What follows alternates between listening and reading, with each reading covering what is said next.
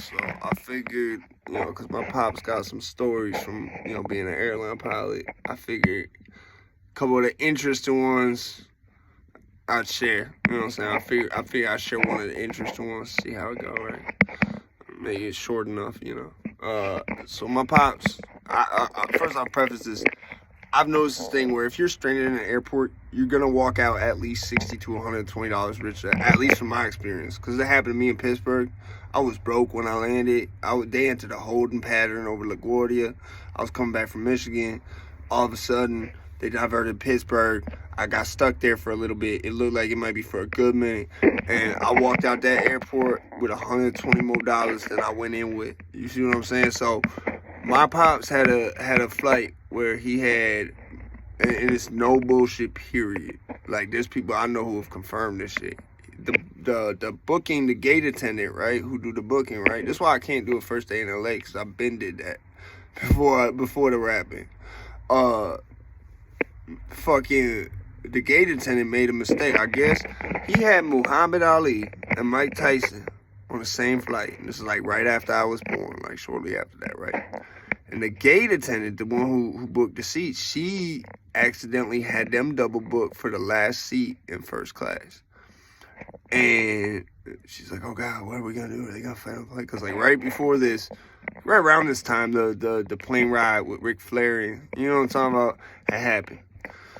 And so, knowing how Tyson is, you know what I'm saying, Ali's like the uncontrolled variable. You don't know how he gonna be, but you know how Tyson could be at this time. You see what I'm saying? Like, this is, I believe, right before the tattoo went on the face. It might have been right after it.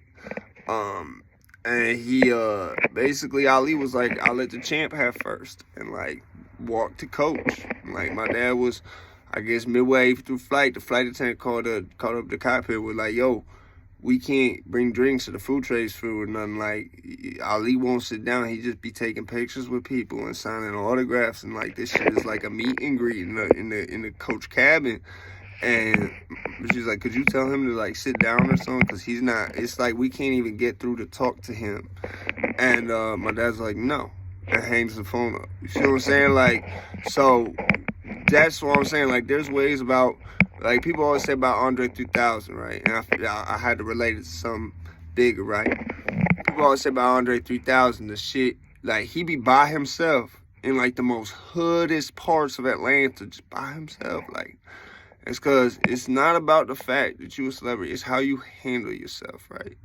That's what it boiled down to. That's why I think Rowdy Rebel is going to be in that same Andre 3000 way no matter what. I don't think anyone will ever touch Rowdy. I think there comes a point you've done enough, you've proved enough shit to the world where they get it. They get that you mean business. You see what I'm saying? And from experience, it's easier to do that as when you're younger, than if you never did it and all of a sudden you're older and you got to do it. You see what I'm saying?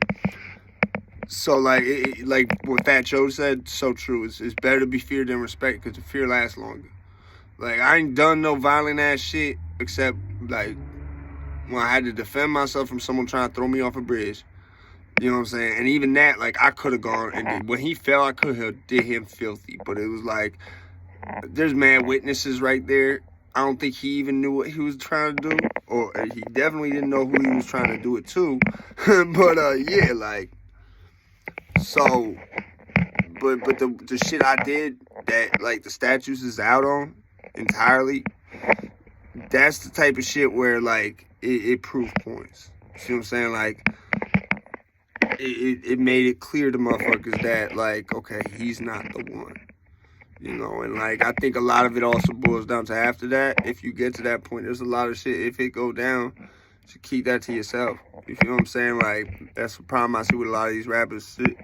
You don't want to put that on wax. You feel me? Like, but, so like I said, man, there's ways of going about, trying to climb the ladder and whatnot, like I be doing. You could do it in a cohesive way that's not going to be lean to your downplay, man. It's just all about who you involved with, who, you know what I'm saying, and like make good choices and how you carry yourself, But like I said, I figured because that's like a prime example of someone in icon status carrying themselves crazy with another person of Like, almost like, that's a weird thing, too. That's why I brought up that part in the beginning, right?